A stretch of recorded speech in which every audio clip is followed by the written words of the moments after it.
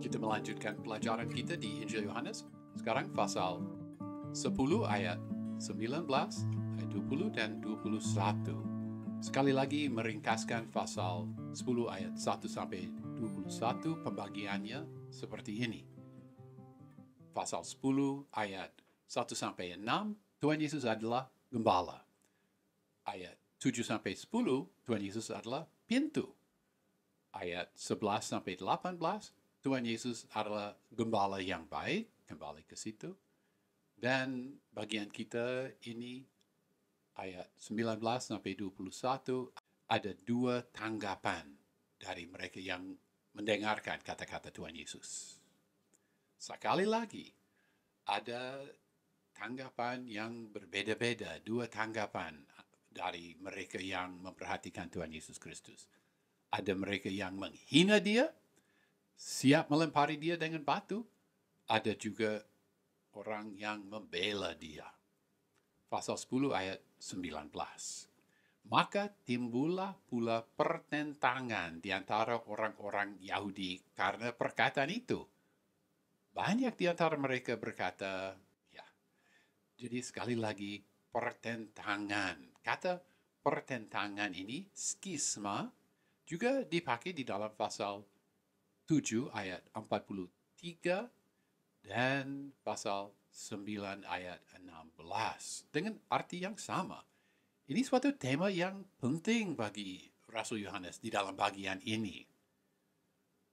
Khotbah-khotbah dan tanda-tanda yang diadakan oleh Tuhan Yesus dalam pasal 2 sampai 7 menyebabkan rakyat dan juga pemimpin-pemimpin memihak pada Tuhan Yesus, mendukung dia, atau memihak pada musuhnya. Jika terang itu bercahaya, terang itu menyatakan siapa mengasihi Allah, siapa membenci Allah. Pasal 10 ayat 20. Ia kerasukan setan dan gila. Mengapa kamu mendengarkan dia? Di dalam pasal 7 ayat 20, pasal 8 ayat 48 dan 8 ayat 52, mereka juga berkata bahwa ia kerasukan setan. Di dalam ayat ini, mereka tambah penghinaan bahwa dia gila. Mereka tidak punya cara yang bersifat logis untuk melawan dia, sehingga mereka hanya dapat menghina dia. Pasal 10 ayat 21. Yang lain berkata, itu bukan perkataan orang yang kerasukan setan. Dapatkah setan memelekkan mata orang-orang buta? Sesuai dengan pola Yohanes di dalam Injil Yohanes, dia mencatat kedua tanggapan. Dan ini memang sesuai dengan tujuan Rasul Yohanes di sepanjang Injil ini. Melalui kesaksian Yohanes, Rasul Yohanes, yaitu Injil Yohanes, melalui kesaksiannya, dia mau menimbulkan iman di dalam hati para pembaca. Ya, itulah yang terjadi juga di dalam peristiwa yang dia catat. Mereka pada waktu itu mendengarkan kata-kata Tuhan dan mereka tahu mengenai mata orang yang buta sejak lahir yang disembuhkan.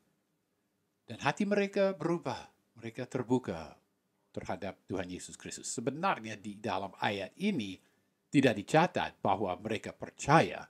Yohanes hanya mencatat bahwa pada saat itu mereka menolak penghinaan-penghinaan dari mereka yang berkata bahwa Tuhan Yesus kerasukan setan dan gila. Ya, kita di sini kita membaca bahwa dapatkah setan memelekkan mata orang-orang buta? Ini jelas merujuk pada pasal 9 dan mengkaitkan pasal ini dengan orang Yahudi, pemimpin-pemimpin, orang-orang Farisi di situ yang melawan Tuhan Yesus.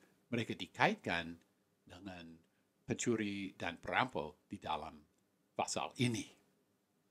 Ya, ringkasannya untuk 3 ayat ini yang singkat ini, catatan ini dari Yohanes mengenai kedua tanggapan ini, yang pro dan yang melawan.